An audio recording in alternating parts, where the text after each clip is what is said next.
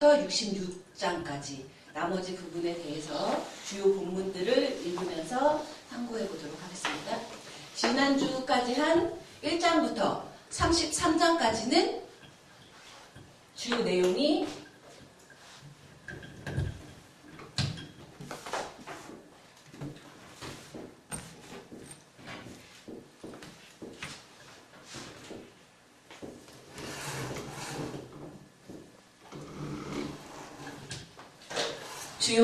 카도시 예호바, 카도시 아도나이에서 거룩하신 하나님에 비해 거룩하지 못한 그의 백성 이스라엘, 그들에게 거룩하신 하나님처럼 너희도 거룩하라. 그리고 아수르니 아람과 에브라임인이 쳐들어왔을 때 다른 헛된 육의 것을 의지하지 말고 오직 거룩하신 하나님 여호와만을 의지하라라고 이사야가 끊임없이 말하는 내용이잖아요. 그래서 히스기야는 하나님, 거룩하신 하나님을 의지해서 아수르의 사네립이 엄청난 군사들을 이끌고 예루살렘 성을 포위했을 때, 그리고 사네립의 부하인 랍사게가 그 유다 사람들이 알아들을 수 있게 히브리어로 야 너희들 히스기야가 아무리 너희들이 믿는 여호와가 구원한다고 할지라도 믿지 말아라. 우리가 너희들 다 쓸어버릴 수 있다. 그러니까 순순히 항복해라. 이런 이야기를 했을 때 여호와 하나님을 망령되이 일컫는 이런 이야기를 했을 때 히스기야가 그의 아버지와 다르게 다른 애굽을 의지하려고 하지도 않았고 오직 성전으로 가서 주님을 이렇게 욕하고 있습니다. 이방 장수가. 어찌해야 되겠습니까? 우리를 구해주실 분은 여호와 하나님 뿐이신다고 성전에 올라가서 그 랍사게가 보낸 편지를 놓고 기도를 하잖아요. 그리고 이사야에게 신하들을 보내서 지금 이런 상황인데 하나님께 제발 물어봐달라. 우리가 어찌해야 하는가? 그때 이사야가 전한 하나님의 말씀은 오직 하나였잖아요. 절대신앙, 오직 하나님만 믿어라. 아멘. 하나님만 믿고 신뢰할 때 너희들은 구원받을 수 있다. 너희들을 구원해 줄 수 있는 자는 병거가 많은 애국도 아니다. 그리고 아수르가 아무리 어마어마한 군사력을 앞세워서 너희들을 치려고 왔지만 그들도 하나님 손아귀에 있는 자들일 뿐이다. 그래서 히스기야가 그렇게 믿고 의지했을 때 결국 사느립이 자기 나라 아수르에서 온 풍문을 듣고 거기에 무슨 반역의 조짐이 있다 해서 갔다가 칼에 맞아서 죽잖아요. 그래서 히스기야 왕 때는 이제 유다가 아수르의 그 위협에서부터 벗어나는 이야기가 이제 39장까지 이야기이고, 그 전에 히스기야 전때 왕들이 이제 하나님께 올바로 서지 못해서 끊임없이 어려움을 당했던 얘기, 대표적으로 아하스가 예루살렘 성에 아수르 신상까지 들여다드리고 자기 자식들을 산 제사로, 인신 제사를 드리는 이야기, 그래서 결국 하나님 앞에 벌받은 이야기, 그런 이야기들이 1장부터 39장까지 나오고, 이제 안타까웠던 게 39장 마지막에 히스기야가 큰 전쟁의 위협 앞에서는 하나님을 믿고 의지했는데 하나님이 너 죽으리라 했을 때 내가 그동안 주님 앞에 선하게 행한 것을 보시고 살려주십시오 했을 때 주님이 살려주셨는데, 주님께 영광을 돌리기보다는 자신에게 사신을 보내온 바벨론에게 자신의 그 유다의 모든 것들을 다 내보이고 하하하 좋아하는 얘기가 나오잖아요. 그때 이사야가 왕이시여 왜 그랬습니까? 왕의 이런 행동으로 인해서 결국 이스라엘은 남유다 왕국은 망하게 될 것이고 왕의 자손들이 이방 나라의 환관이 되는 재앙이 있을 것이다 라고 얘기를 하니까, 자기 목숨이 경각에 달렸을 때는 살려주십시오 하고 벽을 면벽하고 기도했던 거와는 다르게 내에 대해서 그런 일이 일어나지 않으니까 괜찮다라는 식의 태도를 보여서 상반된 이제 히스기야의 입장을 우리가 볼 수 있었죠. 자, 이런 이야기까지가 39장이었고 40장부터 66장까지도 카도시 예호바, 거룩하신 여호와라는 주제는 일관되게 나오지만 조금 달라진 점이, 이제 제가 교환에도 써놨지만 끊임없이 범죄하고 부정한 입술을 가진 이스라엘이 진정으로 거룩하신 하나님을 믿게 하고 이 타락한 세상에서 하나님의 특별한 구원의 사자가 될 수 있게 하는 것은 무엇이냐? 오직 하나님의 은혜다. 하나님의 은혜만이 이 부정한 이스라엘 백성을 변화시킬 수 있고 거룩한 백성으로 변화시킬 수 있다. 이 내용이 40장부터 66장까지 마지막 이사야서의 마지막 부분을 이제 차지하고 있는 내용이거든요. 오직 하나님의 은혜라는 거예요.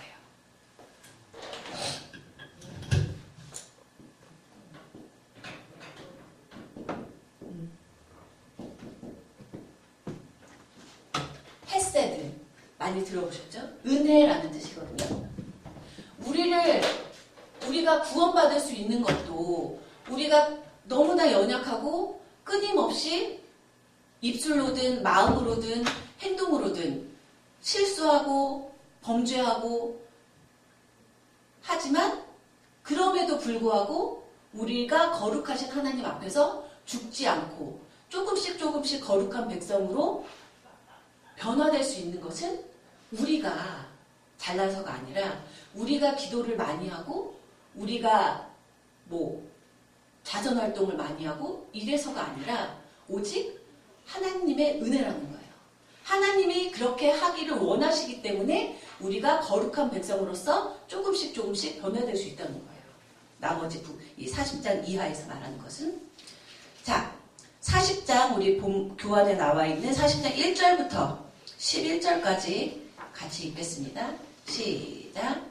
너희 하나님이 가라사대 너희는 위로하라 내 백성을 위로하라 너희는 정다이 예루살렘에 말하며 그것에게 외쳐 구하라 그 복역의 때가 끝났고 그 죄악의 사함을 입었느니라 그 모든 죄를 인하여 여호와의 손에서 배나 받았느니라 할지니라 외치는 자의 소리여 가로되 너희는 광야에서 여호와의 길을 예비하라 사막에서 우리 하나님의 대로를 평탄케 하라.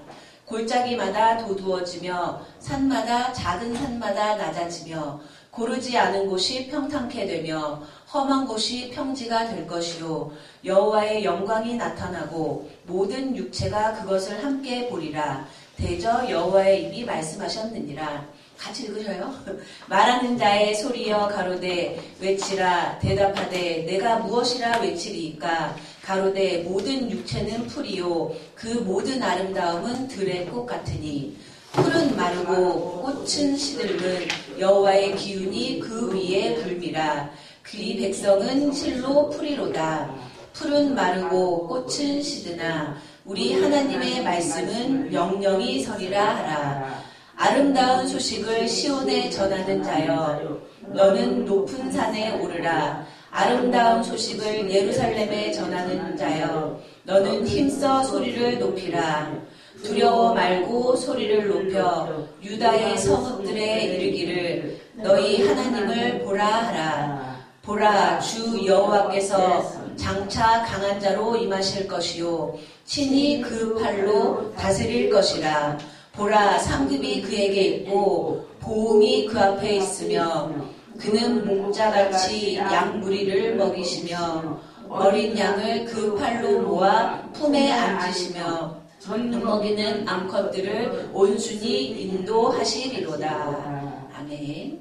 네, 40장 이제 이사야서 후반에 제일 처음 나오는 구절인데 이제 여기서 이게 일반 인문학적으로 구약 성경을 연구하는 학자들과 구약 성경이 우리가 이제 구세주라고 믿는 예수님을 예표한 것이다라고 믿는 이제 학자들하고 갈리는 지점인 거예요. 인문학적으로 이제 구약 성경을 연구하는 학자들은 예언을 하나님이 하나님의 종을 통해서 장차 있을 일을 장래의 일을 말할 수가 없다. 인간이 장래의 일을 말해야 하는 것은 이제 한마디로 뻥이다. 라고 믿는 사람들은 40장 이 구절은 이제 북이스라엘과 남유다가 다 망하고 나서 망하고서 이제 바벨론으로 포로로 끌려간 유다 백성들에게 위로하기 위해서 한 내용이다. 라고 하는 사람들은 사실 그래서 1장부터 39장까지는 우리가 이사야라고 부르는 이제 주전 8세기 이사야가 쓴 글이고, 이 구절부터는 40장부터는 그 8세기 이사야가 쓴 게 아니라 이사야를 따르는 이사야의 제자들이나 이사야 학파의 제2의 이제 무리들이 쓴 글이다라고 해서 제2 이사야서라고 구분을 하기는 하는데, 그 무슨 소용이 있습니까? 그죠?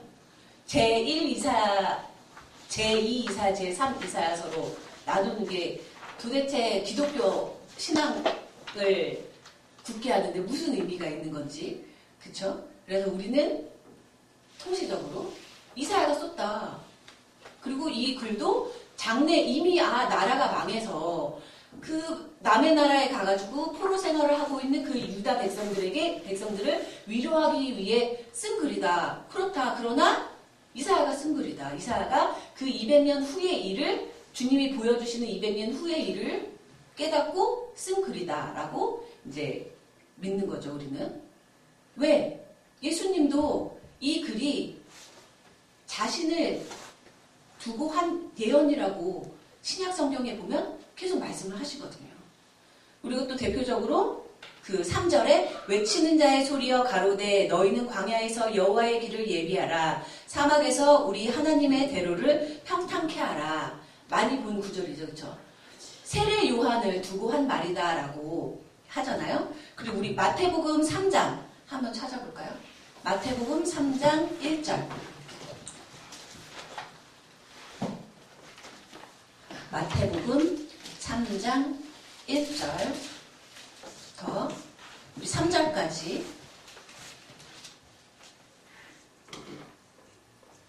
읽겠습니다. 시작. 그때 세례 요한이 이르러 유대 광야에서 전파하여 가로되 회개하라 천국이 가까웠느니라 하였으니 저는 선지자 이사야로 말씀하신 자라.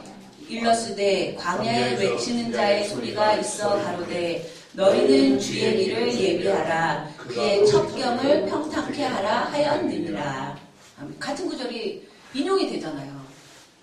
아무리 그 인문학적으로 이제 구약 성경을 연구하는 학자들이 8세기에 살았던 그 주전 8세기에 살았던 이사야가 200년 후의 일을 얘기할 수 없다. 그건 이제 이성적으로 논리적으로 맞지 않는다라고 해도 일단 우리가 읽고 있는 신약 성경의 마태복음의 기자도 이 글이 세례 요한을 예표한 거고 한 것이다라고 언급을 하고 있잖아요. 그렇죠? 마태복음이 쓰여질 당시는 주전이 아니라 주후잖아요. 그럼 뭐예요? 주전 8세기에서부터 주후 예수님이 오시고 난 다음에 거의 800년 이후에 신앙을 가졌던 믿음의 선배들은 이 이사야가 제2 이사야니 제3 이사야니 따지지 않았다는 거예요. 오직 하나님이 이사야 선지자에게 주신 말씀이고 이때 벌써 예수님을 예표로 해서 예언을 한 거고 예수님 앞에 먼저 와서 주의 길을 평탄케 하는 세례 요한에 대해서 언급을 한 것이다라고 얘기를 하고 있잖아요. 마태가.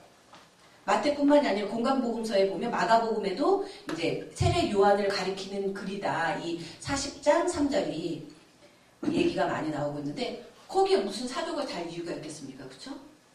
그래서 우리는 아무리 제2 이사야다, 제3 이사야다 떠드는 소리들이 많아도 우리는 이것이 주님이 선택하신 이사야 선지가 쓴 글이다.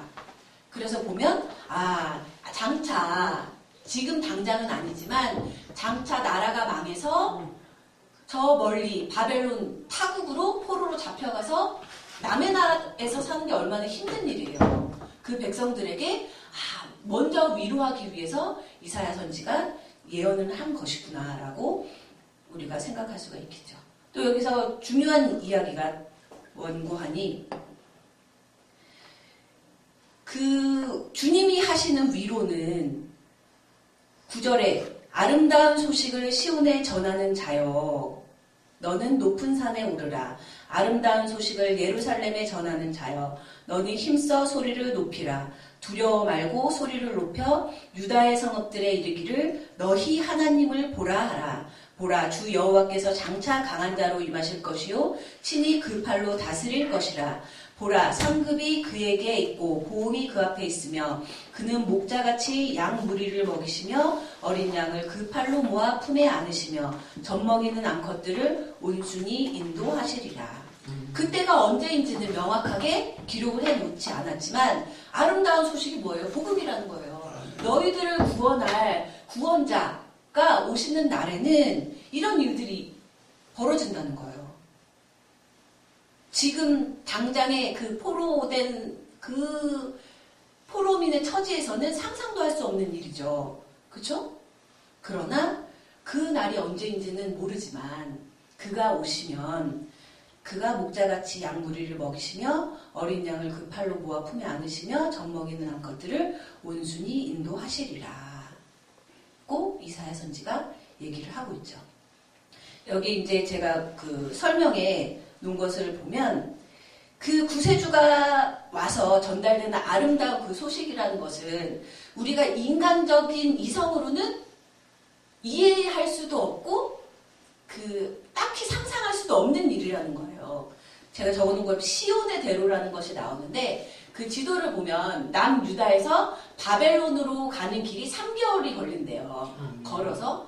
근데 3개월 동안 가려면 물이 없는 지역으로는 갈 수가 없겠죠. 중간중간에 오아시스가 있고 중간중간에 마을이 있어서 가다가 걸어가다가 힘들면 쉬면서 물도 마시고 쉬기도 하고 이런 지역으로 가야 되기 때문에 3개월이 걸리는데 그날이 언제인지는 모르지만 그 아름다운 소식, 구세주, 메시아에 대한 소식, 메시아가 오시는 날에는 사막으로 직선거리로 다시 본국으로 돌아올 수 있다는 거예요. 그게 시온의 대로, 왕의 대로라고 표현되기도 하고 그러거든요.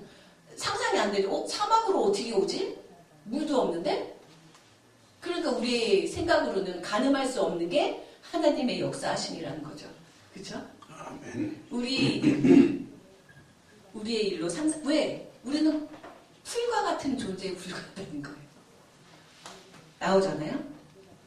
풀은 마르고 꽃은 시드나 우리는 아무리 잘났던 잘생겼던 능력이 많던 기도를 많이 하던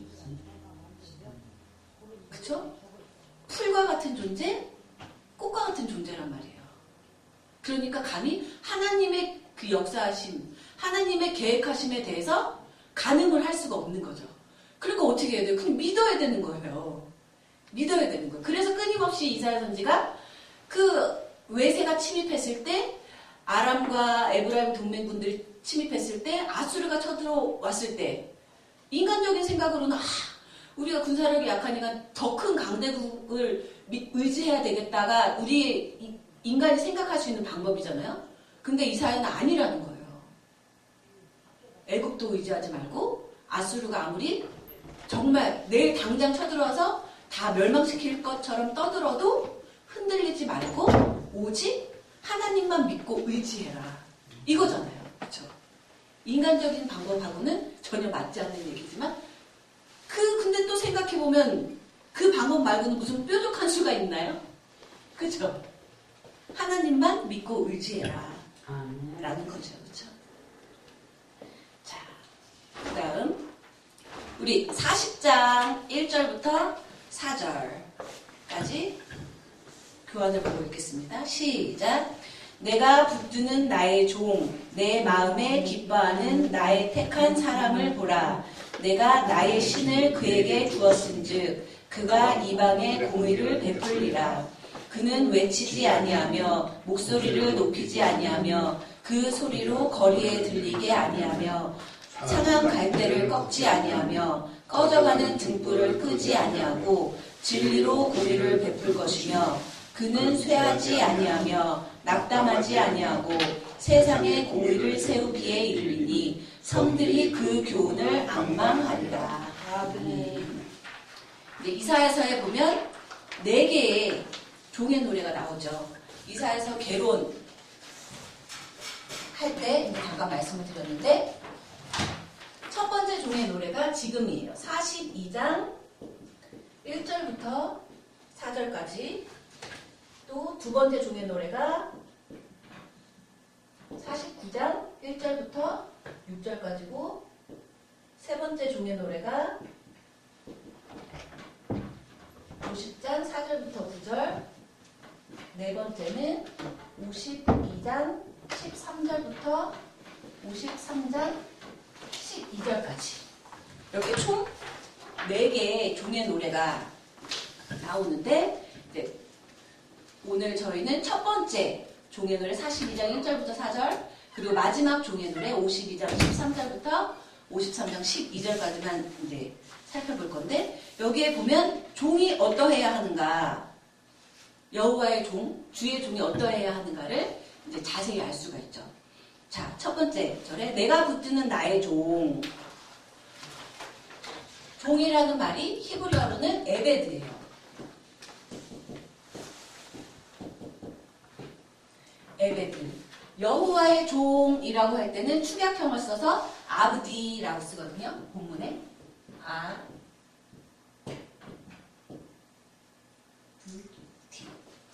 이 요드가 뒤에 붙으면 여호와 이것을 축약한 전미사로 많이 사용을 해요. 그래서 여호와의 종 해서 아브디라고 하는데, 본문에 보면 아브디라고 나와 있어요.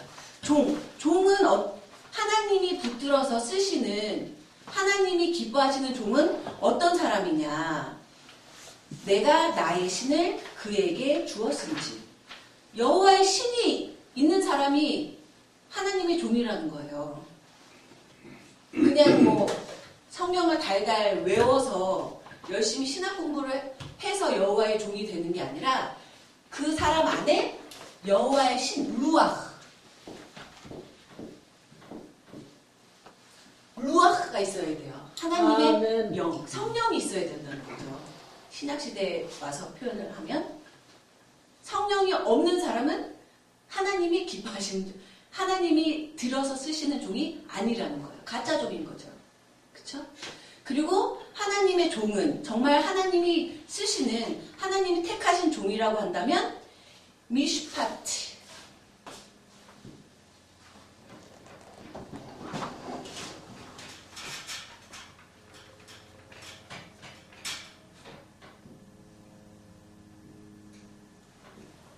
이게 공의로 번역이 되기도 하고 정의로 번역이 되기도 하는데, 공의를 베푸는 사람이어야 된다는 거예요. 그 사람이 행동을 할 때 정의롭게 행동을 해야 된다는 거예요. 나는 하나님의 종이야 라고 하고 불법을 자행하고 도둑질을 하고 사기를 쳐먹고 도덕적으로 용인할 수 없는 행동을 한다. 그럼 하나님의 종이 아니라는 거죠. 하나님의 들어쓰시는, 정말 하나님 선택하신 종은 그 사람 안에는 성령이 있기 때문에 그렇게 하지 않으려고 해도 공의롭게 행동할 수밖에 없는 거예요. 그렇지 않아요? 하나님의 영이 내 안에 있는데 어떻게 남의 눈에 피눈물 빼는 일을 하고 사기를 치고 불법적인 일을 하고 비도덕적인 일을 할 수가 있겠어요? 하나님의 영이 내 안에 있는데? 그렇죠? 그래서 하나님의 종이라면 성령이 그 안에 있어야 되고, 그 성령으로 말미암아서 미슈파트, 공의롭게, 정의롭게 행동을 해야 된다는 거예요. 그렇죠? 그리고 2절에 그는 외치지 아니하며 목소리를 높이지 아니하며 그 소리로 거리에 들리게 아니하며. 하나님이 그 안에 성령을 부어주셔서 미슈파트, 공의롭게, 정의롭게 사역을 하는 종은 잘난 체를 할 필요가 없는 거예요. 큰 소리를 낼 필요가 없는 거예요. 딱 봐도 여호와의 종인데, 아멘. 야, 내가 여호와의 종인데 나를 안 알아줘, 이렇게 필요가 없는 거예요.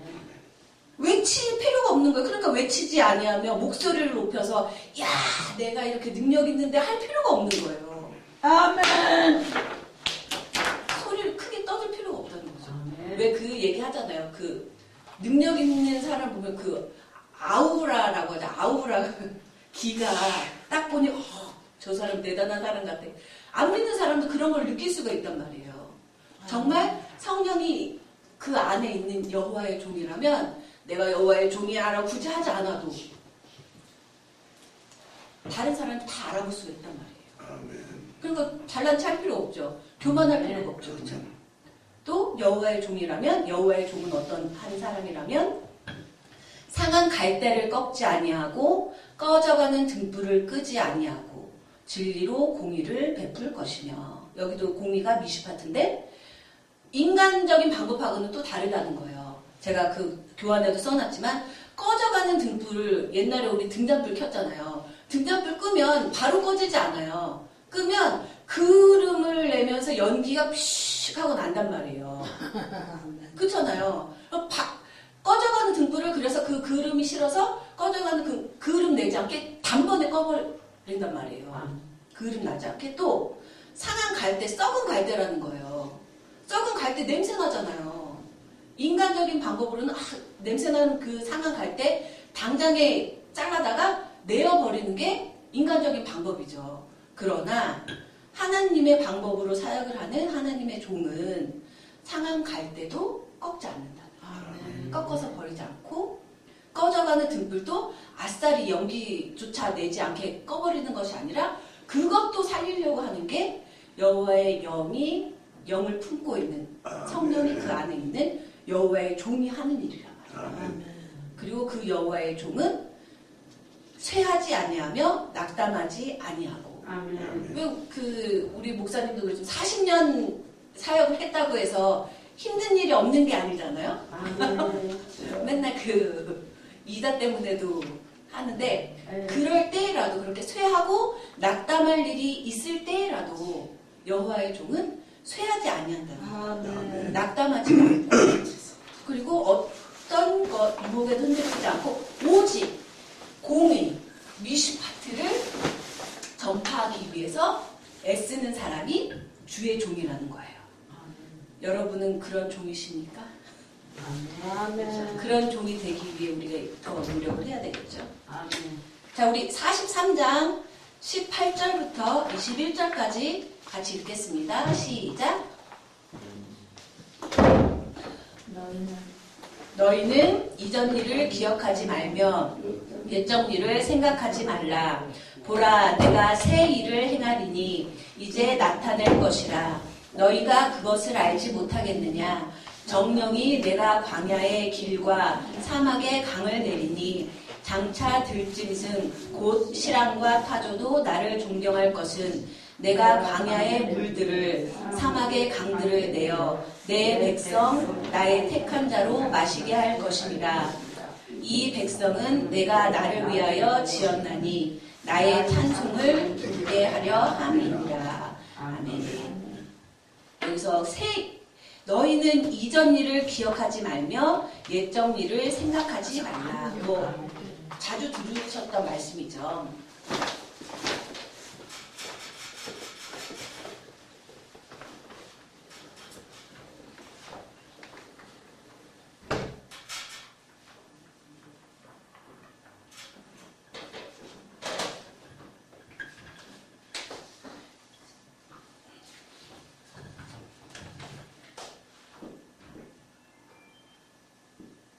오샤 하샤 이게 새 일을 행하다 라는 뜻이거든요. 오샤 하다샤. 너희는 이전 일을 기억하지 말며 제가 그 교환에는 출애굽 사건에 대해서 언급을 해놨는데 이스라엘 백성들에게 출애굽 사건만큼 기적적이고 하나님의 역사하심을 정말 온몸으로 느낄 수 있는 일이 없었단 말이에요. 이 당시까지도. 왜냐하면 지금 이 이야기를 들어야 되는 대상들이 근데 나라가 북이스라엘과 남유다가 다 망해버리고 포로로 잡혀가 있는 포로민 이스라엘민들이 대상이잖아요.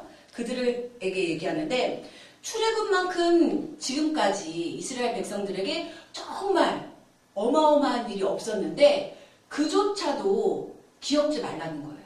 왜? 앞으로 여호와 하나님께서 너희들에게 보여주실 일은 그 출애굽 사건보다도 더 대단한 일이에요. 또한 출애굽 사건을 항상 염두에 두고 하나님이 여호와 하나님께서 모세라는 큰 종을 보내셔가지고 바로 왕에게 가서 10가지 재앙을 내게 한 다음에 그 다음에 우리를 이렇게 출애굽시켜 주셨지. 그 틀에 매여 있으면 하나님의 역사하심을 틀에 가두게 된다는 거예요. 근데 하나님의 역사하심에는 재앙이 없다는 거죠. 이스라엘 백성을 출애굽을 해주셨던 방식대로 너희들을 바벨론이라는 포로 상황에서 구원해 주실 수도 있지만 그 방법하고는 전혀 다른 인간이 생각할 수 없는 상상도 할 수 없는 방법으로 너희들을 구원해 주실 수도 있다는 거예요. 그러니까 항상 무슨 그 고정관념을 벗어버리라는 거죠. 그것이 너희는 옛 정리를 기억하지 말라는 거예요. 고정관념에서 주님이 나에게 그때 그렇게 은혜를 주셨지. 주님이 나에게 그때 그렇게 역사를 해주셨지. 이번에도 그렇게 해주실까? 근데 지금 돌아가는 일을 보니 그때하고는 좀 다르네? 하고 실망할 필요가 없다는 거예요. 왜? 하나님은 우리가 가늠할 수 없는 방법으로 어떻게 해서든지 우리를 축복하시고 구원해 주시려면 하실 수 있는 분이기 때문이라는 거죠. 근데 우리가 우리의 그 얕은 소견으로 항상 하나님의 역사를 제한하고 있지는 않은지 생각을 해봐야 된다는 거예요. 여기에 나와 있는 예시도 마찬가지예요. 광야의 길과 사막을 내는 것이 인간이 생각할 수 있는 방법이 아니잖아요. 걸어서 3개월이나 걸리는 그 길을 사막에 길을 내고 광야에 길을 내고 물이 나오게 해서 직선으로 단숨에 올 수 있게 하는 것도 인간적으로 생각했을 때는 말이 안 되는 일이잖아요. 또 20절에 들짐승이 시랑과 타조도 나를 존경할 것은 광야에 물들을 내고 들짐승들까지도 하나님의 역사하심을 찬양하고 그런 일들이 인간적으로 생각했을 때 이해가 안 돼, 납득이 안 되는 납득이. 그러나 하나님의 역사하심은 우리가 납득할 수 없는 방법으로도 일어난다는 거예요. 그러니까 우리가 해야 될 일은 너희는 이전 일을 기억하지 말며 옛전 일을 생각하지 말라가 다른 의미가 아니라 하나님의 역사하심을 고정관념 속에 제한하지 말라는 거예요. 근데 우리가 역사를 이제 이미 지났으니까 역사를 알잖아요. 이스라엘 역사에 대해서 이제 간단히 말씀을 드려서 우리는 이미 알잖아요. 바벨론의 포로로 잡혀갔던 사람들이 다시 유다 땅으로 예루살렘으로 돌아와서 제2예루살렘 성전을 건축할 수 있었던 방법은 뭐였어요? 생각도 못했던 이방의 왕, 유대인들이 배척했던 페르시아의 고레스 왕을 통해서 이루어진 거잖아요. 그렇죠? 이 당시에 유대 백성들이 상상할 수 있는 방법이 아니잖아요. 출애굽 사건만 해도 같은 이스라엘 민족인 모세라는 지도자를 통해서 그게 역사가 이루어진 거잖아요. 근데 바벨론 포로로 잡혀갔던 이스라엘 백성들이 다시 유다 땅으로 돌아오게 된 그 구원하심의 방법은 상상도 못하고 이방 나라들은 우리가 배척해야 되는 나라인데 이방의 왕을 통해 정말 상상도 할 수 없는 일이 벌어진 거죠. 하나님의 역사하심은 그러하다는 거예요. 인간이 상상도 할 수 없는, 인간이 납득할 수 없는, 인간이 뻥이야 라고 할 수밖에 없는 그런 어마어마한 역사를 하시는 분이 하나님이시기 때문에 우리의 얕은 소견으로 하나님을 판단하거나 하나님의 능력을 제한하지 말아라 라는 의미로 43장 18절에서 너희는 이전 일을 기억하지 말며 옛적 일을 생각하지 말고 장차 나에게 어떻게 기대만 하라는 거예요. 장차 나에게 올 축복에 대해서. 이해가 되시나요? 아멘. 그래서 이 그 새 일, 제가 여기다 써놨지만 오샤 하다샤 새 일에 대해서 예수님도 그 신약 성경에서 이 구절을 새로운 피조물, 우리 고린도후서 5장 17절 한번 찾아보겠습니다. 고린도후서 5장 17절. 신약에서는 이 새로운 일, 주님이 행하실 새로운 일에 대해서 새로운 피조물, 새 창조하고 연관을 시켜서 말을 하고 있어요.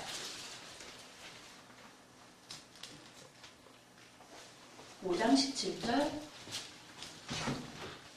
읽겠습니다. 시작.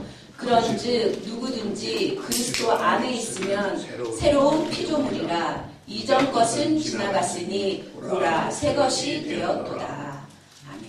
그리스도 안에 있다면 우리가 그렇잖아요. 안 믿는 사람들이야 말할 필요가 없고, 일단 이 자리에 와서 있는 사람들은, 교회에 나와서 예배를 드리는 사람들은 그리스도 안에 있는 사람들인데, 그리스도 안에 있는 사람들은 새로운 피조물이 되어야 된다는 의미죠. 여기 고린도후서 5장 17절의 말씀이, 이것이 43장 19절에 있는 보라 새 일을 행하리니, 이 구절을 이제 언급해서 하는 얘기인데, 그런 새로운 피조물이 되어야 된다는 거예요. 이전에 했던 습성이나 그런 것을 벗어버리고 새 것으로. 그러신가요, 여러분? 그리스도를 믿기 시작한 그날부터 새로운 창조물이 되셨나요, 여러분? 아멘. 그쵸? 자, 우리 54번째 종의 노래 52장 13절부터 53장 12절까지 같이 쭉 읽겠습니다. 교환에 있죠. 시작. 여호와께서 가라사대 보라 내 종이 형통하리니 받들어 높이 들려서 지극히 존귀하게 되리라. 이왕에는 그 얼굴이 타인보다 상하였고 그 모양이 인생보다 상하였으므로 우리가 그를 보고 놀랐거니와 후에는 그가 열방을 놀랄 것이요 열왕은 그를 인하여 입을 봉하리니 이는 그들이 아직 전파되지 않은 것을 볼 것이요 아직 듣지 못한 것을 깨달을 것임이라 하시니라. 우리의 전한 것을 누가 믿었느뇨? 여호와의 팔이 네게 나타났느뇨? 그는 주 앞에서 자라나기를 연한 순 같고 마른 땅에서 나온 줄기 같아서 고운 모양도 없고 총체도 없은즉 우리의 보기에 흠모할 만한 아름다운 것이 없도다. 그는 멸시를 받아서 사람에게 실어 버린 바 되었으며 간고를 많이 겪었으며 질고를 아는 자라. 마치 사람들에게 얼굴을 가리우고 보지 않음을 받는 자 같아서 멸시를 당하였고 우리도 그를 귀히 여기지 아니하였도다. 그는 실로 우리의 질고를 지고 우리의 슬픔을 당하였거늘 우리는 생각하기를 그를 징벌을 받아서 하나님에게 맞으며 고난을 당한다 하였노라. 그가 찔림은 우리의 허물을 인함이요 그가 상함은 우리의 죄악을 인함이라. 그가 징계를 받음으로 우리가 평화를 누리고 그가 채찍에 맞음으로 우리가 나음을 입었도다. 우리는 다 양 같아서 그릇 행하여 각기 제 길로 갔거늘 여호와께서는 우리 무리의 죄악을 그에게 담당시키셨도다. 그가 곤욕을 당하여 괴로울 때에도 그 입을 열지 아니하였으며 마치 도수장으로 끌려가는 어린 양과 털 깎는 자 앞에서 잠잠한 양같이 그 입을 열지 아니하였도다. 그가 곤욕과 신문을 당하고 끌려갔으니 그 세대 중에 누가 생각하기를 그가 산자의 땅에서 끊어짐은 마땅히 형벌받을 내 백성의 허물을 인함이라 하였으리요. 그는 강포를 행치 아니하였고 그 입에 괴사가 없었으나 그 무덤이 악인과 함께 되었으며 그 묘실이 부자와 함께 되었도다. 여호와께서 그로 상함을 받게 하시기를 원하사 질고를 당케 하셨은즉 그 영혼을 속건 제물로 드리기에 이르면 그가 그 씨를 보게 되며 그 날을 길 것이요 또 그의 손으로 여호와의 뜻을 성취하리로다. 가라사대 그가 자기 영혼의 수고한 것을 보고 만족히 여길 것이라. 나의 의로운 종이 자기 지식으로 많은 사람을 의롭게 하며 또 그들의 죄악을 친히 담당하리라. 이러므로 내가 그로 존귀한 자와 함께 분깃을 얻게 하며 강한 자와 함께 탈취한 것을 나누게 하리니 이는 그가 자기 영혼을 버려 사망에 이르게 하며 범죄자 중 하나로 헤아림을 입었으리라. 그러나 실상은 그가 많은 사람의 죄를 지며 범죄자를 위하여 기도하였느니라 하시니라. 아멘. 이 구절은 이사야서에 있는 4개의 종의 노래 중에서 가장 많이 읽히는 구절이죠. 왜? 이 마지막 4번째 종의 노래가 바로 고난받으신 예수님에 대한 예언이다 라고 해서 많이 읽히는데, 제가 교환에도 써놨지만 예수의 십자가 고난과 부활이 있으므로 이 종의 정체가 한층 주목을 받게 된다. 에디오피아의 내시가 이 구절을 읽으면서 그 예언자가 자신에 대해서 말한 것인지 아니면 다른 누군가에 대해서 말한 것인지를 묻자 빌립이 얘기한 거죠. 이는 예수에 대한 것이다. 우리 그 사도행전 한번 찾아볼까요? 사도행전 8장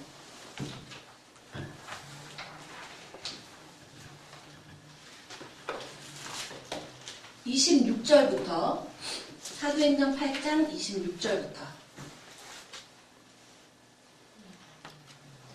35절까지 읽을게. 사도행전 8장 26절. 찾으시는 대로 읽어주세요.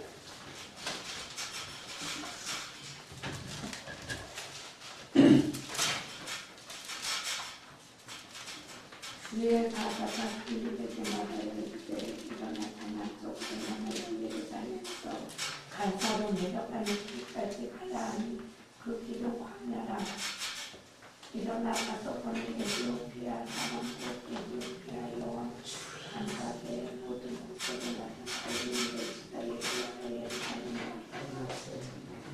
돌아가는데 수레를 타고 선지자 이사야의 글을 읽거라. 성령이 빌립더러 이르시되 이시내로 가까이 나아가라 하시거늘 빌립이 달려가서 선지자 이사야의 글 읽는 것을 듣고 말하되 읽는 것을 깨닫느뇨? 대답하되 지도하는 사람이 없으니 어찌 깨달을 수 있느뇨? 하고 빌립을 청하여 병거에 올라 같이 앉으라 하니라. 읽는 성경 귀절은 이것이니 일러스되 저가 사지로 가는 양과 같이 끌렸고 털 깎는 자 앞에 있는 어린 양의 잠잠함과 같이 그 입을 열지 아니하였도다. 낮을 때에 공변된 판단을 받지 못하였으니 누가 가히 그 세대를 말하리요. 그 생명이 땅에서 빼앗김이로다 하였거늘 내시가 빌립더러 말하되 청컨대 묻노니 선지자가 이 말한 것이 누구를 가리킴이뇨? 자기를 가리킴이뇨? 타인을 가리킴이뇨? 빌립이 입을 열어 이 글에서 시작하여 예수를 가르쳐 복음을 전하니. 아멘. 뭐예요? 빌립은 이사야서에 있는 이 4번째 종의 노래가 누구에 대한 거라고 가르쳐 준 거예요? 예수에 대한 거라고 가르쳐 준 거죠. 그런데도 아직도 이제 이 내시가 묻는 구절이 있잖아요. 34절에 내시가 빌립더러 말하되 청컨대 묻노니 선지자가 이 말한 것이 누구를 가리킴이뇨? 자기를 가리킴이뇨? 타인을 가리킴이뇨? 아직도 이걸로 이제 신학을, 성경을 인문학적으로 연구하는 사람들은 그럴 리가 없다. 예수님이 태어난 게 언젠데 이사야 시대에 예수님을 두고 예수님이 고난받을 것을 이사야가 미리 알고 이렇게 얘기했을 리가 없다 해서 이제 쭉 제가 공부를 하면서 이제 읽은 구절을 보면 이것은 이제 40장부터 55장까지는 이제 학자들은 제2이사 누군지는 몰라요. 그 사람들도 누군지는 모르지만 이사야의 신학적인 그 영향을 받은 제2이사야가 이 시대에 이렇게 고난을 받아서 그를 염두에 두고 자기가 자기의 고난받음을 쓴 것이다 라고 하기도 하고, 아니다, 그 당시에 다른 누군가를 염두에 두고 쓴 것이다라고 하는데, 뭐 기독교 안에서 성경을 읽지 않고 기독교 밖에서 그냥 뭐 교양서적으로 성경을 읽을 때 그렇게 얘기하는 것은 뭐 우리가 타치할 게 아니지만, 우리는 이 마지막 네 번째 52장 13절부터 53장 12절까지는 누구를 염두에 두고 썼다고 우리는 고백하는 거예요. 예수님. 그쵸, 빌립처럼.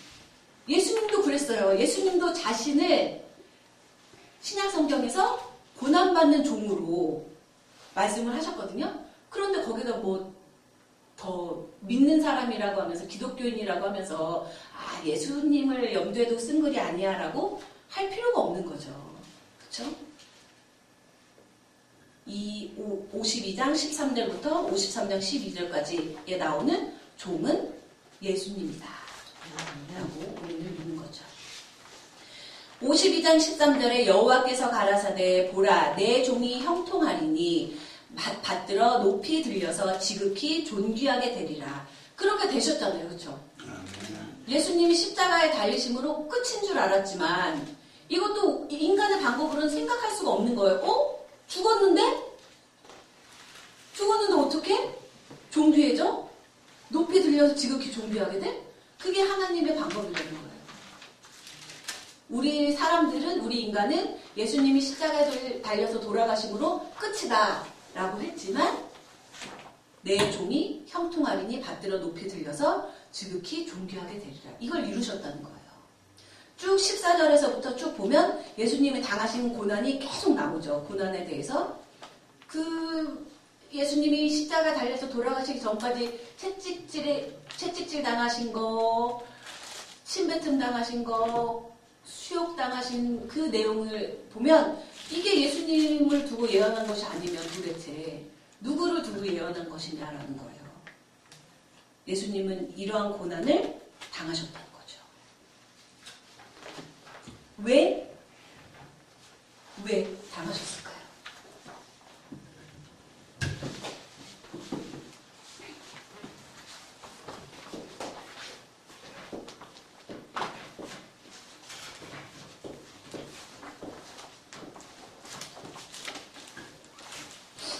리슈마아트. 순종하시려고. 아멘. 순종하시려고. 여기 말씀드린 샤마, 듣다. 처음 이사야서 1장을 할 때 말씀드렸잖아요. 들을 줄 알아야 순종도 할 수 있는 거라고 말씀을 드렸잖아요. 그렇죠? 샤마. 들지를 못하면 순종도 못하는 거예요. 그러나 예수님은 아무 잘못도 저지르지 않으심에도 불구하고 이 땅에 있는 그 어떤 인간보다도 깨끗하셨음에도 불구하고 하나님의 뜻에 미슈마아트 순종하시려고 이 온갖 고난과 질고를 당하셨다는 거예요. 왜? 하나님과 거룩하신 하나님과 거룩하지 못한 인간의 속건제물이 되시기 위해서, 대속물이 되시기 위해서. 그 레위기에 제사에 드려지는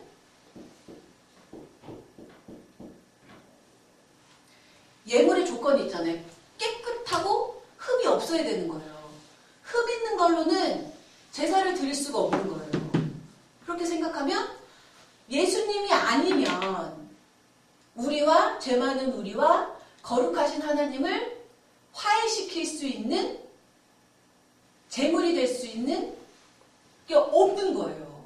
그러니까 하나님이 예수님을 보내신 거예요. 예수님만큼 깨끗한 제물이 없으니까. 아멘. 그렇죠. 예수님은 이렇게 자기 뜻을 펼치기 위해서가 아니라 오직 하나님의 뜻을 이루기 위해서 죽기까지 미슈마한테 순종하셨다는 거죠. 속죄 제물로서. 그러니까 그러나 신약 성경에 나오잖아요. 그는 근본 하나님의 본체시긴 하지만 육신을 입고 오신 거잖아요. 육체란 말이에요. 때리면 아픔을 느낀단 말이에요. 로봇가 아니고. 때리면 아픔을 느껴요. 성육신, 거룩하신 분이시지만 우리 같은 육신을 입으신 거잖아요. 그러니까 앞으로 장차 당해야 될 고난을 알고 계시니까 피하실 수 있으면 피하게 해달라고 하시잖아요. 그러나 내 뜻대로 마시고 주의 뜻대로 하시옵소서. 순종하시는 거잖아요. 너무 힘든 걸 알지만 그게 더 정말 고통스러울 것 같아요. 차라리 육신을 입었어도 아픔을 못 느끼거나 그러면 우리가 예수의 죽으심을 값없이 느끼실까봐 그러셨는지는 몰라도 그러셨으면 나왔을 때는 때리면 아픈 거 느낄 수 있고 채찍질 맞으면 살 다 틀어지고 우리 그 영화 예수님의 고난에 대한 영화들 많이 봐서 아시잖아요. 그렇게 인간이 느낄 수 있는 온갖 고통을 다 느끼신 거예요. 온몸의 피와 물이 하나도 남김없이 빠질 때까지 십자가에 달려 있을 수밖에 없었잖아요. 그죠? 그런 고통을 다 겪어야 됨을 알면서도 감내하셨다는 거예요. 왜? 죄가 많아서? 그게 아니라 죄는 하나도 없지만 예수님이 잘못한 건 하나도 없지만 우리를 위해서 우리를 하나님과 화해시키려고 속건제물이 되셨다는 거예요. 그쵸? 근데 우리도 이래야 된다는 거예요. 제가 교환에도 써놨지만 우리가 예수님을 믿는다는 건 뭐예요? 우린 예수님의 제자예요. 예수님의 길을 따를게요. 제자도라고 하잖아요. 그쵸? 예수님이 가신 길을 따라가겠다라고 사명이라고도 하고 그래 사명, 목숨을 죽기까지 주님의 길을 가겠다라고 하는 게 이제 예수의 제자도인데 과연 우리가 그러하고 있는가?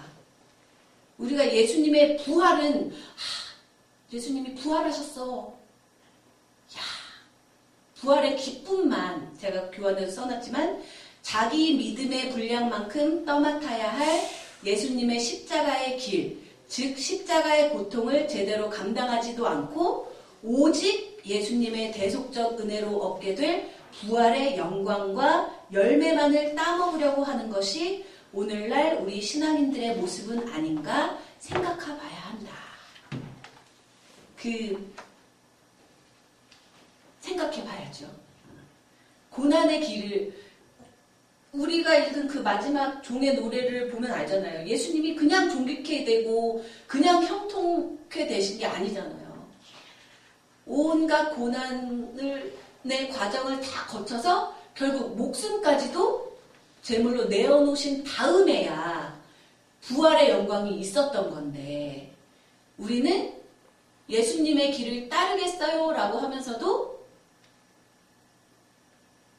고난받는 것을 싫어하고 더군다나 예수님은 자기의 죄 때문에 자기의 실수 때문에 자기의 잘못 때문에 고난을 받으신 것도 아니고 깨끗하신 분인데 타인의 죄를 대속하기 위해서 고난을 받으신 건데 내 잘못으로 인해서 오는 고난과 환난조차도 주님 왜 이렇게 나한테 고난과 환난을 줘요? 라고 투정 부리기에 급급한 우리가 과연 예수의 제자로서 온전히 가고 있는 것인지 항상 점검해 봐야 된다는 거죠. 그렇죠? 예수님을 따르겠다는 것은 요즘에는 더 그래요.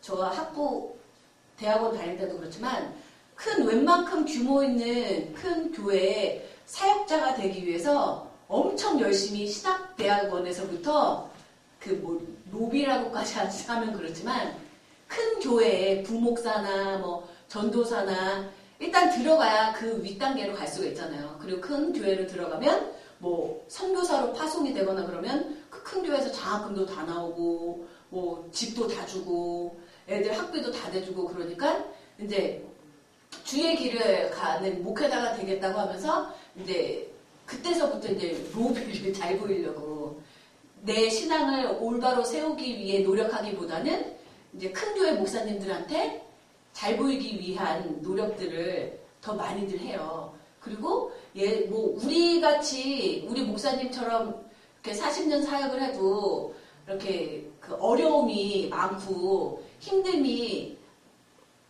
많으니까 이제 많기도 하지만 정말 어느 큰 교회 막 몇천 명, 막 몇만 명, 몇십만 명 되는 그 교회 목회자들은 다 막 몇만 명이 목사님 하는데 엄청 영광스러운 자리죠. 그러나 과연 예수의 제자가 된다는 것이 영광스럽기만 한 것인가? 예수의 고난은 저 뒤로 한 채 예수님만 고난 받으시고 나에게는 영광만 주세요라고 하는 것은 아닌가? 우리가 점검을 잘 해봐야 된다는 거죠. 그쵸? 어떠십니까? 자, 우리 56장 1절부터 8절까지 또 읽겠습니다. 56장 1절부터 8절 시작.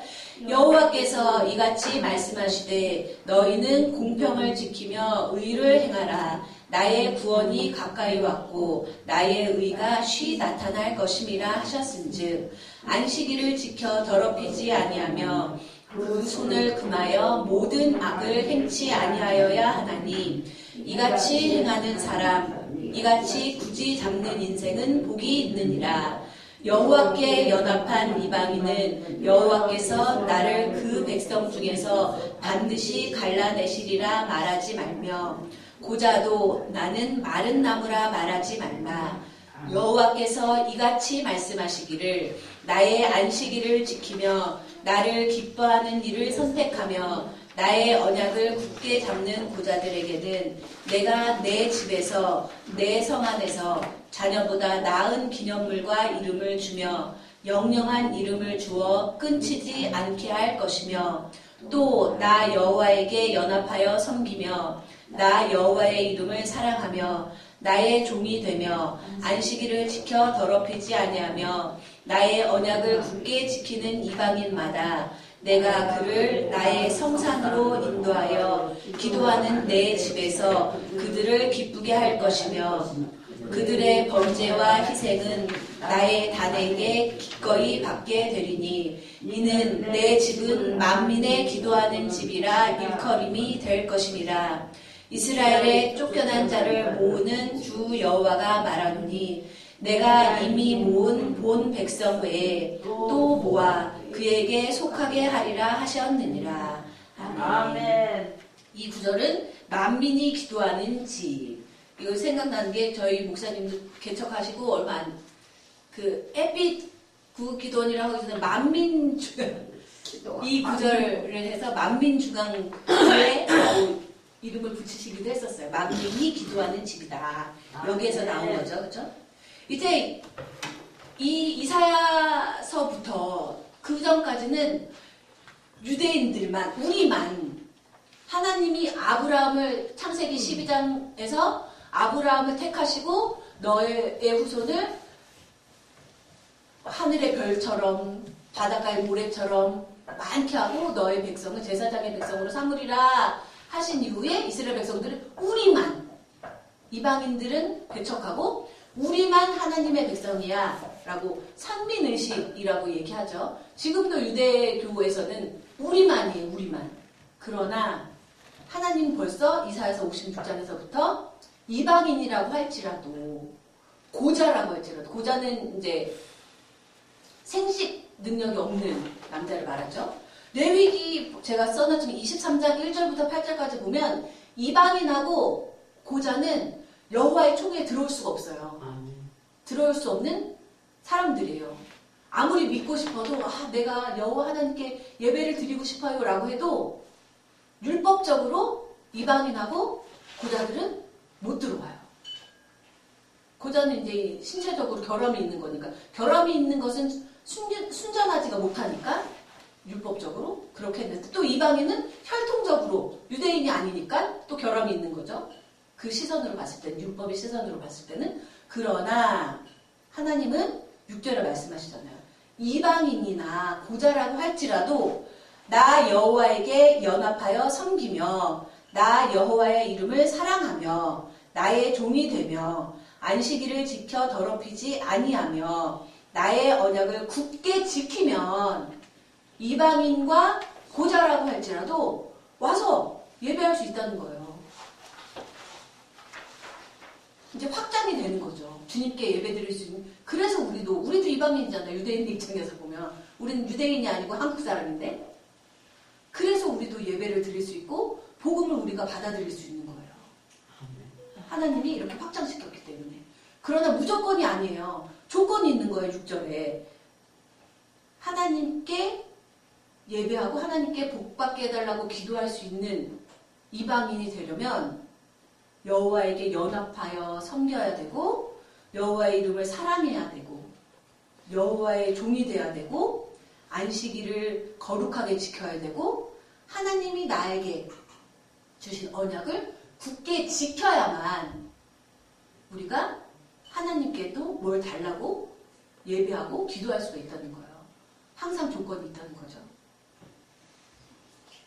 이것은 근데 이사야만이 만민을 위한 기도의 집으로 이사야만이 얘기한 게 아니라 제가 교원에도 써놨지요. 열왕기상 안 써놨네요.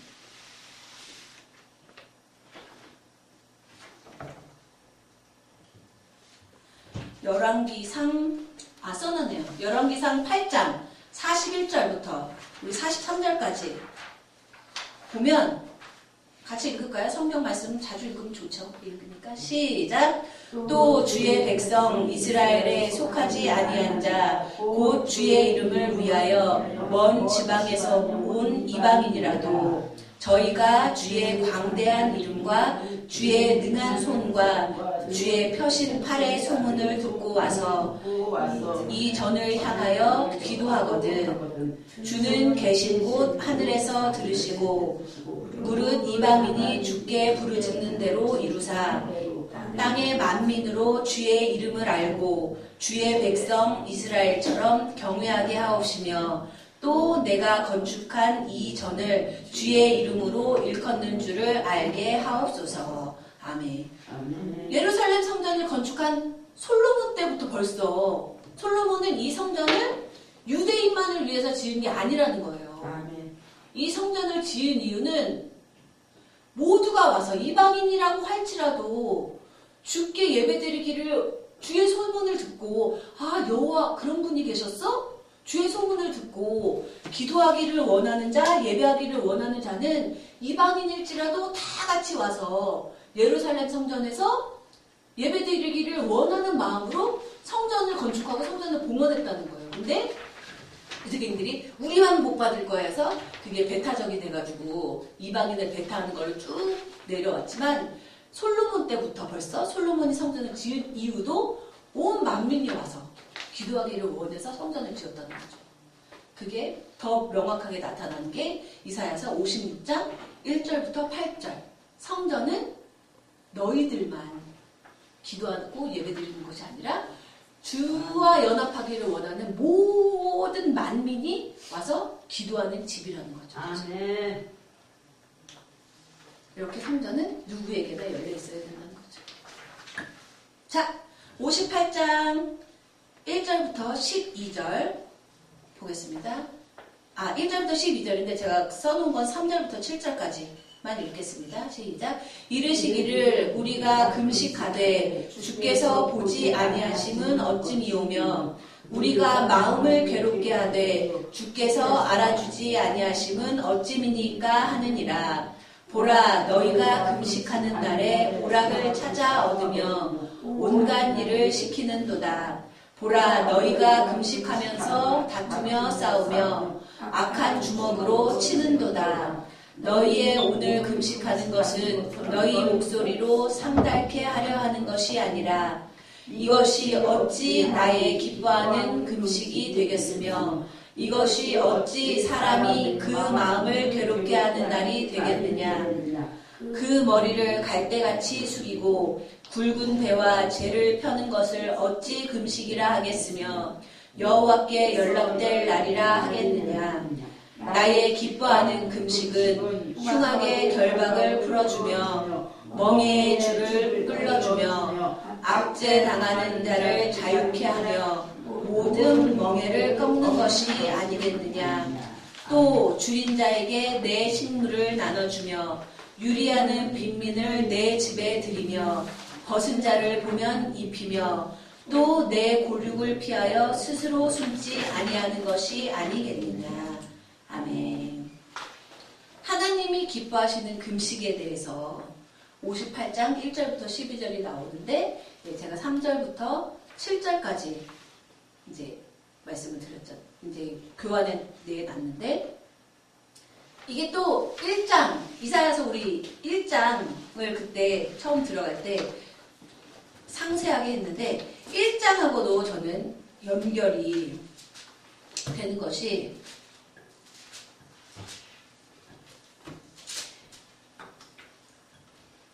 1장에서 보면 예물도 드리고 기도도 하고 하는데 왜 내 기도도 안 들어주고 내 제사도 받지 않으시냐고 이스라엘 백성들이 얘기를 하잖아요. 그러니까 하나님이 뭐라고 야, 그 재물 갖고 오지 마라. 나 부담스럽게만 하고 너희들이 그런 재물을 갖고 와서 나에게 예배를 드리는 것은 내 선만, 내 전만, 내 성전만 밟을 뿐이다. 차라리 갖고 오지 말아라 하시는 얘기가 1장에 나오잖아요. 왜 그렇게 말씀하셨어요?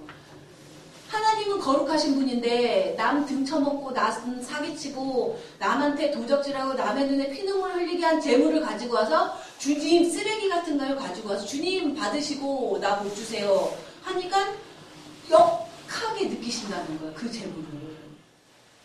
하나님은 재물을 좋아하시는 분이 아니라는 거예요. 하나님은 재물을 좋아하시니까 재물만 갖다 드리면 됐지가 아니라는 거죠. 1장에서 얘기하는 게 여기도 마찬가지예요. 하나님이 금식을 하시기를 원하시고 하지만 금식한다고 해서 다 하나님이 기뻐 받으시는 금식이 아니라는 거예요. 금식을 하고 나 금식했는데도 왜 주께서 보지 아니하시면 어찜이고 내가 금식하면서 내 마음도 괴롭게 했는데 왜 주님이 날 안 알아주시지? 하나님이 받지 않으시는 금식도 있다는 거예요. 왜? 금식을 하면서 다투고 금식을 하면서도 온갖 못된 짓은 다 하고 밥만 굶는 거예요. 밥만. 그게 무슨 금식이라는 거예요. 하나님 보실 때.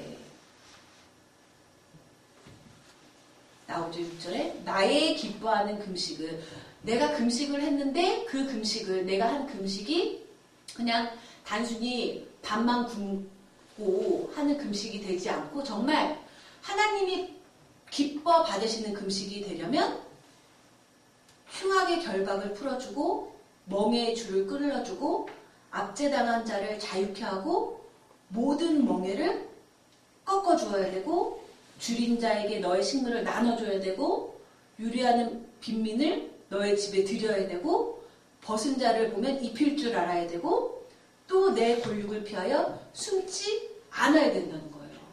왜 그 얘기 하시잖아요. 목사님이 뭐 예전에 40일 금식 하시면서 금식 끝나기만 하면 먹을 음식 목록 1번부터 몇 번까지 적어놓으신 분이 있었다고 하잖아요. 그게 무슨 금식이냐는 거예요.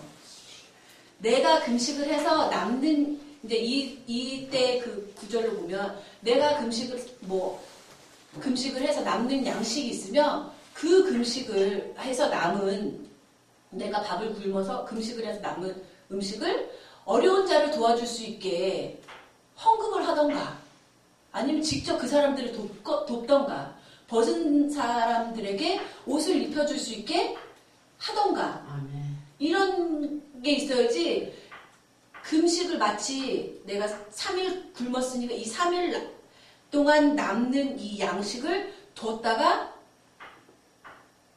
과자 사 먹어야지 그런 건 금식이 아니라는 거예요. 내가 금식을 함으로써 남게 되는 그 음식은 그 양식은 그 재물은 이런 데 써야 된다는 거예요. 근데 우리는 그냥 굶으면 되지 하고 거기까지는 미처 생각을 못한다는 거죠. 그래서 금식미를 드리라는 얘기가 나오는 거죠. 그냥 금식미를 드리라는 게 교회에 쌀이 없어서가 아니라 3일이면 3일, 열흘이면 열흘, 40일이면 40일 동안 내가 금식함으로써 내 몫으로 주어졌던 그 양식만큼의 금식미를 교회에 들여서 다 같이 나누고 어려운 사람들에게 봉사하고 선교하고 그런 의미를 써야 되는데 밥만 굶을 뿐 여기에 나오는 것처럼 싸우고 생각으로는 온갖 나쁜 생각을 하고 왜 그 큰 사업하는 사람이나 그런 사람들 중에도 교회 다니는 사람들 있잖아요. 종교가 기독교인 사람들 그런 사람들 보면 조금이라도 금식은 하면서 조금이라도 직원들 월급 안 주려고 그런 장깨 부리고 그런 금식이 무슨 소용이 있는 거예요. 배만 굶는 거지. 그래서 하나님이 기뻐하시는 금식을 하려면 흉악의 결박을 풀어주며 멍에의 줄을 끌어주며 압제당하는 자를 자유케 하며 모든 멍에를 꺾고 줄인 자에게 내 식물을 나눠주고 유리하는 빈민을 내 집에 들이며 벗은 자를 보면 입히며 내 골육을 피하여 스스로 숨지 아디하는 것이 내가 기뻐하는 금식이다 라고 하나님이 58장에서 이렇게 말씀을 하시는 거죠. 자, 이제 정리를 하겠습니다. 우리가 그동안 이사야서 66장 1장부터 66장까지 내용을 주요 본문을 통해서 살펴봤죠. 그럼 이사야서 66장에 나와 있는 신학적 주제는 무엇인가 정리를 하고 오늘 시간을 맞출게요. 이사야서를 쭉 다들 읽어보셨으니까 아시지만 이사야서에는 어떤 신학 주제가 나와 있냐? 하나님의 본성과 성품에 대해 우리에게 알려준다는 거예요. 이사야서는 쭉 읽어보시면 다 아시는 내용인데 그 중에서도 이사야서가 강조하고 있는 것은 거룩하신 하나님 카도시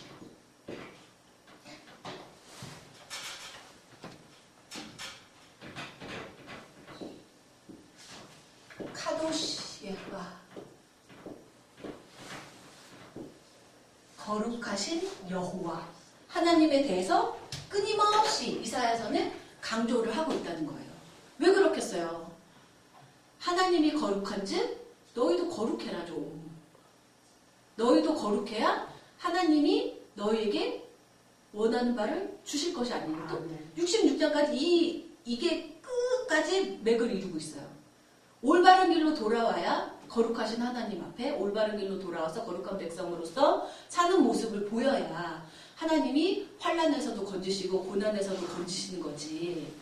올바른 길로 돌아오지도 않고 위선적인 경건만 보이면서 속으로는 하나님을 믿지도 않으면서 하나님을 신뢰하지도 않으면서 그 참 얕은 수잖아요. 하나님을 속일 수 있다고 생각하는 거잖아요.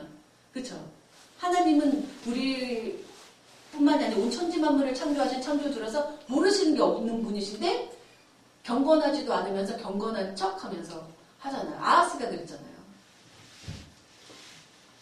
하나님은 거룩하신 분이다를 끊임없이 얘기하고 있고 두 번째로 이사야서에서 우리가 알 수 있는 것은 죄에 대해서 우리에게 알려주고 있다는 거예요. 죄가 무엇인지.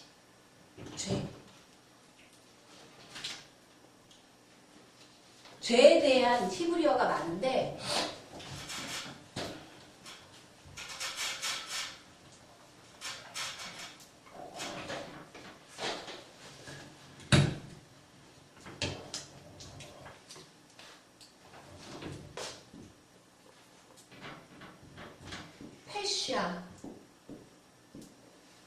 이제 죄가 영어로 번역될 때는 sin이라고 하는데 이거에 해당되는 히브리어가 많아요. 근데 대표적으로 패시아인데 그럼 도대체 죄가 뭐냐? 죄가 뭔지를 알아야 죄를 짓지 않고 거룩한 백성이 되기 위해서 우리가 노력을 하겠죠. 이사야서에서 말하는 죄는 무엇보다 하나님을 거역하는 것이다. 하나님을 거역하는 게 죄라는 거예요. 이사야서 말하는 것은. 하나님 뜻에 반하게 행하는 것이 하나님이 오른쪽으로 가 라고 했는데 싫어요. 왼쪽으로 갈래요. 하는 게 그게 죄라는 거예요. 다른 게 죄가 아니라 하나님이 행하는 대로 하자고 하나님의 뜻에 토를 다는 거. 제가 쭉 적어놨죠. 36장 5절, 63장 10절, 66장 24절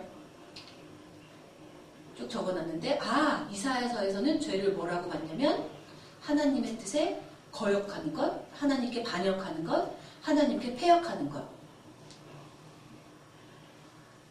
그 자식은 부모의 뜻을 따라야 된다고 얘기를 하잖아요. 우리 얘기하잖아. 하나님 아버지라고 하잖아요. 또 뭐요? 에덴 동산에서부터 하나님은 모든 것을 다 준비해 주시고 우리에게 주신 분이시기 때문에 우리가 당연히 말을 들어야 될 분은 다른 누구도 아닌 하나님인데 반역한다는 것은 우리에게 모든 걸 주신 그 분의 뜻을 따르자고 딴 길로 다른 뜻을 따르려는 거잖아요. 그게 죄라는 거예요. 또 이사야서에서 말하고 있는 죄는 자기 칭송, 교만이라는 거죠. 그래서 끊임없이 이사야서에서 2장 11절에 보면 그날에 눈이 높은 자가 낮아지며 교만한 자가 굴복되고 여호와께서 홀로 높임을 받으시리라. 또 14장 13절에 내가 내 마음에 이르기를 내가 하늘에 올라 하늘의 묵별 위에 나의 보좌를 높이리라. 내가 북극 지폐의 산 위에 좌정하리라. 근데 생각해보면 잘난 찰 게 하나도 없는데 교만하는 게 웃기다는 거예요. 오직 높임을 받으실 분은 하나님 한 분밖에 없는 거잖아요. 그렇죠? 근데 창세기부터 쭉 교만 때문에 넘어지잖아요. 아담과 하와도 뭐예요? 교만해서 선악과를 따먹은 거 아니에요? 하나님처럼 되려고. 바벨론탑, 바벨탑. 야, 우리가 높이 탑을 쌓아서 하늘에 닿자. 교만이잖아요. 교만할 건덕지가 있나요? 우리가 스스로, 여호와라는 뜻이 뭐예요? 나는 스스로 있는 자니라 라는 뜻이에요. 여호와가. 여호와 하나님은 누가 막 창조한 게 아니에요. 하나님은 이 땅이 생기기 전부터 이 온 우주 만물이 생기기 전부터 그래서 하나님의 선제성이라고 하잖아요. 창조 이전부터 그냥 스스로 계신 분이란 말이에요. 그런 하나님 말고 우리는 다 하나님이 창조해 주신 피조물에 불과한데 뭘 잘난 채 교만할 게 뭐가 있냐는 거예요. 그런데 자꾸 교만하니까 이사야서에서 계속 높은 곳은 낮아지고 또 움푹 패인 곳은 높아지고 평탄케 되리라 그 얘기를 계속하는 거예요. 오직 칭송받으실 분은 오직 홀로 높임 받으실 분은 여호와 하나님밖에 없으니까 잘난 체하지 말라는 거예요. 그게 죄라는 거예요. 교만한 것이. 교만하니까 보기는 보아도 보지 못하고 듣기는 들어도 듣지 못하고 귀가 있어도 못 듣게 된다는 거죠. 그걸 이사야서는 죄라고 얘기하는 거죠. 또 세 번째로 이사야서에서 말하고 있는 죄는 피조물에게 영광을 돌리려고 하는 것이다. 44장 9절부터 11절에 보면 아수르가 아무리 힘이 있다고 해도 아수르도 피조물에 불과한데 또 아수르가 섬기는 그 신상들 바알이니 아세라니 아수르 그 신상들조차도 누가 만든 거예요? 인간이 만든 피조물이란 말이에요. 왜 근데 그런 거에다가 절하고 그런 거에다가 예물을 드리고 하는 거예요. 왜 영광을 돌리고 높이냐는 거예요. 정말 한심한 짓이라는 거예요. 그게 죄라는 거예요. 어리석은 또 죄라는 거죠. 죄는 뭐다? 하나님을 반역하는 거, 하나님의 뜻에 거역하는 거, 교만한 거, 또 피조물에 불과한 것에 영광을 돌리는 거. 그게 죄라는 거. 그러니까 앞으로 죄를 짓지 않으려면 하나님의 뜻에 잘 따르면 되는 거고 교만하지 않으면 되는 거고 피조물에게 머리를 숙일 게 아니라 하나님께만 머리를 숙이면 우리가 죄를 짓지 않고 살 수 있겠죠. 그렇죠? 자, 세 번째. 이사야서에서 말하고 있는 구원은 무엇인가? 예수와. 이사야라는 이름 자체가 여호와는 구원이시다라는 뜻이 있다고 했잖아요. 구원.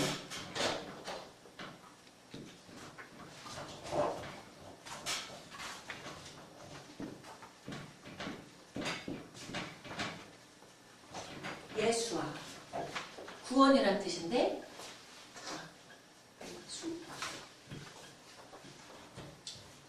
우리가 예수하는 게 구원이라는 뜻이에요. 구원. 예수 그리스도 하면 구원하러 오시는 왕이라는 뜻이에요. 그리스도에 대해서 지난 시간에 말씀드렸죠? 그리스도라고 부르는 것은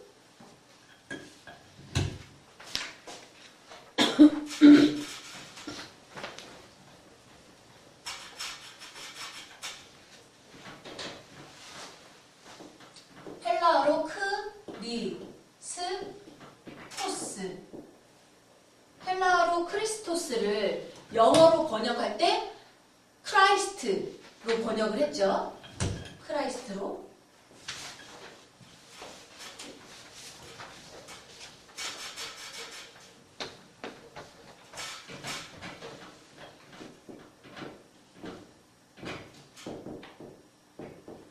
크라이스트로 번역을 했고, 이 크라이스트를 한국말로 번역하니까 그리스도 해서 우리가 그리스도라고 하는데, 이 원 히브리어 뜻은 메시아, 기름 부음 받은 자라는 뜻이라고 말씀을 드렸는데 다들 기억하시죠?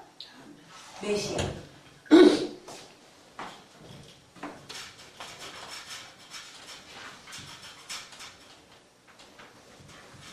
다 알고 계시는 내용이지만 이제 복습하는 차원에서 다시 메시아가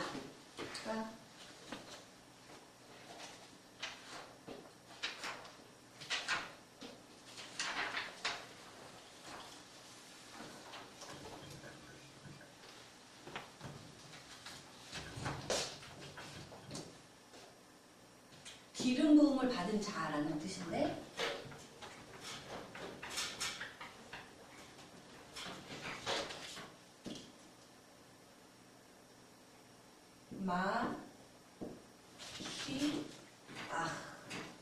히브리어에 보면 마시아흐예요. 마시아흐. 그 발음이 메시아라는 발음이 메신저하고 비슷해가지고 소식을 전하는 사람이라고 이제 혼돈을 할 수가 있는데, 우리가 흔히 메시아라고 발음하는 것은 히브리어 원문에 마시아흐 해서 마시아, 기름 붓다라는 단어에서 온 명사형인데, 기름 부음을 받은 자. 예전에는 뭐예요? 왕으로 등극을 할 때 머리에 기름을 부었잖아요. 그래서 왕으로 이제 메시아라고 하는 것은 왕으로 오시는 구원자라는 뜻이라는 거죠. 그래서 예수 그리스도라고 하면 왕으로 오시는 그리스도가 마시아, 기름 부음 받은 자, 왕으로 오시는 예수, 구원자라는 뜻인 거예요. 다들 우리가 기독교라고 하잖아요. 기독은 이 크라이스트를 한자로 성경 번역의 역사를 보면 처음부터 한글 성경이 번역이 된 게 아니잖아요. 그렇죠?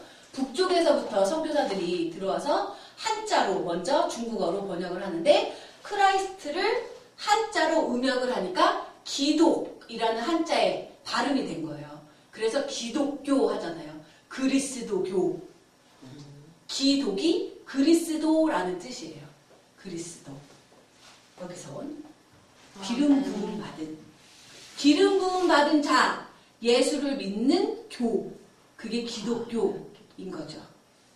그래 나오잖아요. 우리가 그리스도교, 쟤네 그리스도인이야 라고 신약성경에서 이방인들이 말을 한 게, 쟤네 그리스도를 믿는 사람이야 라는 뜻에서 이방인들이 지칭해 준 게 그리스도인이라는 거잖아요. 그렇죠?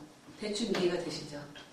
이게 다 일반적인 상식으로 알만한 거지만 상세하게 또 알기는 어렵죠. 이런 거를 설명을 잘 안 해주니까. 아멘. 오늘라도 확실히 알았네. 아멘. 그래서 이사야서에서 말하고 있는 구원이라는 것은 무엇이냐 봤더니 첫 번째로 하나님을 신뢰하는 거가 구원이라는 거예요. 구원받기를 원하냐? 하나님을 신뢰하라는 거예요. 믿으라는 거예요. 그냥 믿는 척 하는 게 아니라 하나님을 굳건하게 믿으라는 거예요. 그래서 이사야서 7장에서 그 제목을 제가 붙인 게 절대 신앙이라고 했잖아요. 이사야가 하나님이 이사야에게 주시고 이사야가 아하스 왕에게 가서 전한 것이 절대적으로 하나님만 믿으라는 거였잖아요. 딴 인간적인 방법을 믿으려고 하지 말고 아수르도 믿지 말고 애국도 믿지 말고 오직 하나님만 믿어라. 이사야서에서 말하는 구원이라는 것은 하나님에 대한 절대적인 믿음, 신뢰라는 거죠.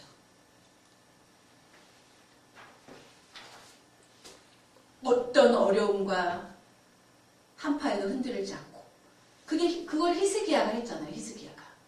히스기야가 제가 그 교환에도 써놨어요. 그 랍사게가 와가지고 아까도 말씀드렸지만 야 여호와도 믿지 말고 히스기야도 믿지 말고 빨리 우리한테 항복해라고 할 때 히스기야는 정말 다른 데로 갈 뻔도 했지만 애굽을 의지할 뻔도 했지만 주의 종을 통해서 전해주시는 하나님의 말씀을 굳건히 믿었더니 정말 우리 인간적인 방법으로는 생각할 수 없게 사내립이 어느 날 갑자기 자기 나라로 돌아가리라고 누가 생각이 나요. 근데 온갖 무기와 수많은 군사들을 데리고 쳐들어와서는 어느 날 갑자기 가잖아요. 가서 자기가 섬기는 그 아수르 신전에 가가지고 칼 맞아 죽잖아요. 인간이 생각할 수 없는 방법으로 위기에서 구원을 하시죠. 왜? 하나님을 신뢰하니까. 히스기야가. 또 구원이라는 것은 무엇이냐? 하나님의 은혜라는 거죠. 헤세드. 우리가 아무리 의롭게 산들, 우리가 아무리 진실하게 한들 1년 365일 하루 24시간 늘 그럴 수가 없어요. 우리는 인간이니까. 그럼에도 불구하고 맨날 실수하고 맨날 넘어지고 오늘부터 잘할게요 해놓고는 또 똑같은 잘못을 저지르고 그리고 돌아와서 회개하고 이럼에도 불구하고 우리가 구원받을 수 있는 것은 오직 하나님의 은혜, 하나님의 헤세드 덕분이라는 거죠. 우리가 잘나서가 아니라. 그러니까 교만하지 말라는 거죠.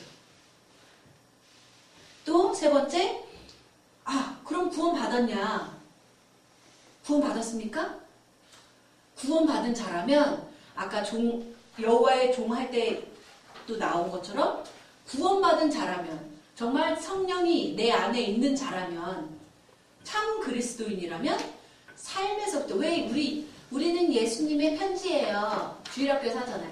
우리는 예수님의 향기예요. 우리에게서 풍기는 예수님의 향기를 통해 안 믿는 사람들이 예수님이 계시구나.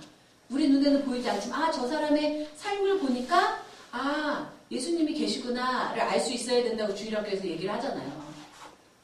우리의 의로운 삶을 통해서 우리에게 보여지는 의로움을 통해서 구원받았다는 표현이 나타나야 된다는 거예요. 구원받은 자라면. 그렇죠? 그리고 네 번째 마지막으로 이사야서를 통해서 우리가 알 수 있는 신학적인 내용은 섬김의 자세를 우리가 알 수 있다는 거죠. 뭐예요? 우리 예수님이 칭송을 받기 위해서 오신 게 아니잖아요. 그래서 예수님의 제자들, 예수님, 그날에 예수님이 왕으로 등극하실 때 우편에는 예를, 좌편에는 죄를 해주려고 하니까 너희들이 잘못 알고 있구나 하시잖아요. 섬김을 받으러 오신 게 아니라는 거예요. 섬김을 받으러 오시는 게 아니라 섬기려고 오신 게 예수님이라는 거예요. 그러면 예수님을 따르겠다고 하는 예수의 제자가 되겠다고 하는 우리도 너희들도 섬기라는 거예요. 섬김을 받으려고 하지 말고. 그렇죠? 끝으로 메시아에 대해서 상세하게 이사야서는 얘기를 해주고 있다는 거예요. 그래서 어떤 학자들은 이사야서를 그 마태, 마가, 누가, 요한 4복음서에 더해서 제5복음서로 부르기까지 하는데 그만큼 상세하게 임마누엘, 이새의 뿌리에서 나는 한싹, 만방의 기호, 또 좀 전에 읽었던 여호와의 고난받는 종까지 해서 이사야서에 보면 메시아에 대한 예언들로 가득 차 있다는 거죠. 그래서 우리가 하나님을 더 알기 원하고 하나님이 원하시는 바를 더 잘 알기를 원하면 뭐 신약 성경을 읽는 것도 중요하지만 신약 성경에서 신약 기자들이 언급한 구절들이 다 구약에서 왜 마태가 사역할 때 신약 성경이 없었어요. 예수님이 공생에 사역하실 때 신약 성경이 없었어요. 그때 있었던 성경은 모세의 율법과 선지자들의 말과 시편과 라고 신약 성경에 나오잖아요.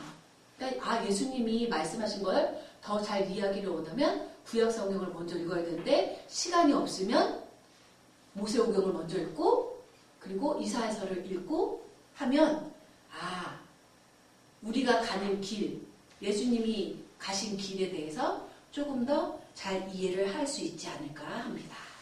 그래서 오늘까지 이사야서 강의를 마치고 다음 주부터는 예레미야서에 대해서 들어가도록 하겠습니다. 예레미야서는 이사야서보다는 짧은데 분량은 더 많아요.